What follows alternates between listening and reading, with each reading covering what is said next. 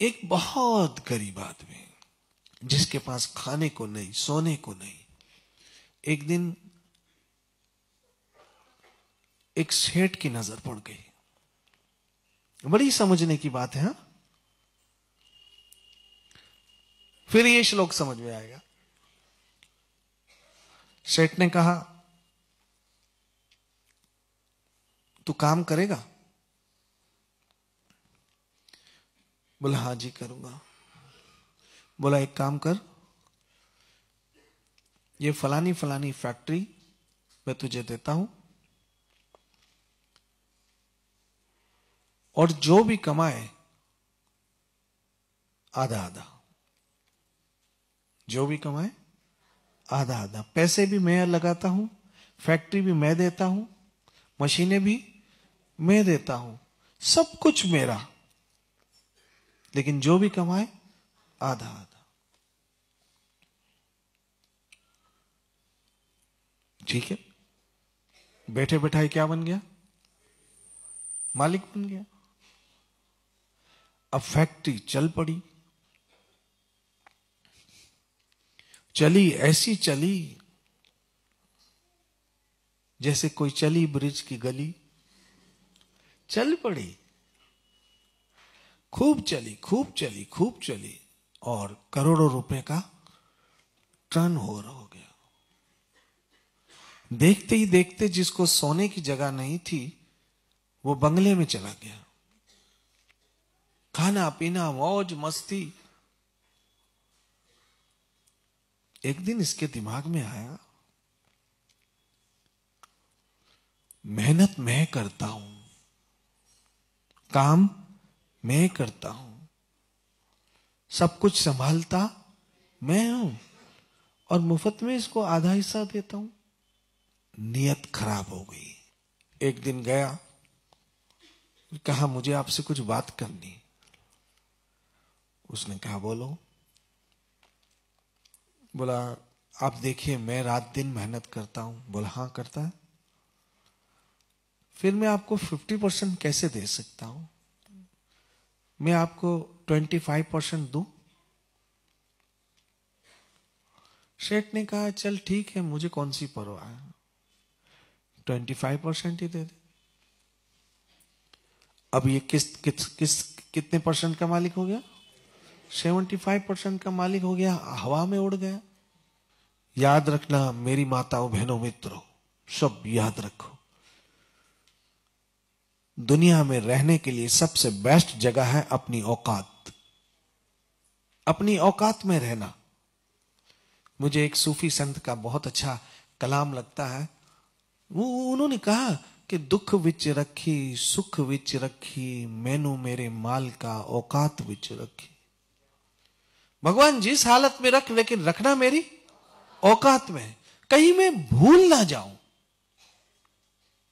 और आज मुसीबत है कि अधिकतर लोग अपनी औकात भूल गए हैं कि वो एक चूहे जैसा हॉस्पिटल में पैदा हुआ था जिसका नाम उसकी मां को भी नहीं पता था। आज हम कहते हैं ये बहुत नाम वाला व्यक्ति है, इसका बड़ा। कौन सा नाम? जब तुम पैदा हुए तो तुम्हारी मां को भी नहीं पता था तुम्हारा नाम, जिसने तुम्हें जन्म दिया। दूसरों को तो छोड़ दो, किस नाम की बात कर रहे हो? तो क्या बोल रहा था मैं? 75 पे आ गया। फिर एक दिन सोचा इनकम तो बहुत बढ़ गई है, और ये मुफ्त में 25%। आहिस्ता आहिस्ता उसने 25% भी देना बंद कर दिया। एक वक्त आया जब कोर्ट से ऑर्डर आया। क्यों कोर्ट से ऑर्डर आया? अभी अभी इस कारखाने को, इस फैक्ट्री को खाली कर दो तुम। उसने कहा, क्यों भाई, मैं क्यों खाली करूं, मैं तो यहां का मालिक हूं। बोला, जिसने तुमको फुटपाथ से इस फैक्ट्री तक लाया ना, वो पागल नहीं था। तुम्हें दिया, लेकिन सारे कागज तो अपने नाम रखे हैं। कागज तो सारे अपने नाम रखे। तुम्हारा थे ही क्या, तुम तो रोड पे सोते थे। उसने तुम्हें अपना क्या बनाया, पार्टनर बनाया। तुम्हें अपनी फैक्ट्री दी, तुम्हें अपना कारखाना दिया, तुम्हें अपना पैसा दिया, तुम्हें अपना चला चलाया बिजनेस दिया, और तुम भूल गए। मेरी माताओं बहनों मित्रों, आपको पार्टनर जरूर बनाया है, लेकिन नाम अपने रखा है।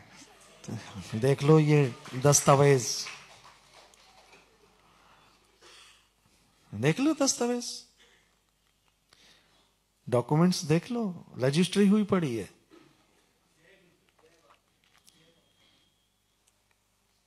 साफ कहा, अहम ही सर्वयज्ञानां भोक्ता च प्रभुर एव च, मैं मालिक हूं।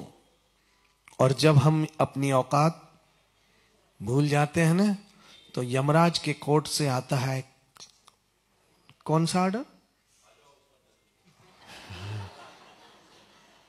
हाँ,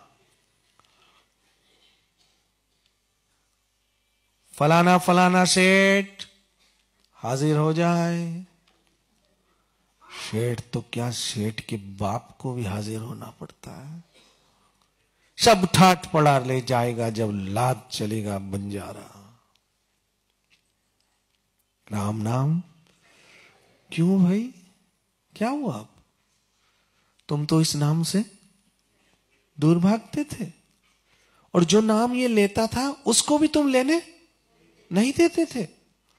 इसलिए कहो नानक सब तेरी वडियाई, कोई नाम ना जाने मेरा। ये है हमारा आज का संकल्प। जियो पिंड सब, you are the honour, we are the servant. बस आज भगवान से प्रार्थना करना, प्रभु ऐसी कृपा करना कि मैं हमेशा अपनी औकात में रहूं। क्या कहा? ऐसी कृपा करना कि मैं हमेशा अपनी औकात में रहूं। तुमने मेहरबानी करके अपना पार्टनर बना दिया है। सब कुछ तुम्ही ने तो दिया है। घर तुमने दिया, घरवाली भी तुमने दी, बच्चे भी तुमने दी, माँ बाप भी तुमने दिए, बहन भाई भी तुमने दी, यहां तक कि मेरा शरीर भी, अरे शरीर तो छोड़ो, ये श्वास भी तुमने दी है मेरे हरि। बस यही समझ के चलना, सबका मालिक तो कृष्ण है, हम उसके दास हैं। नित्य भजो।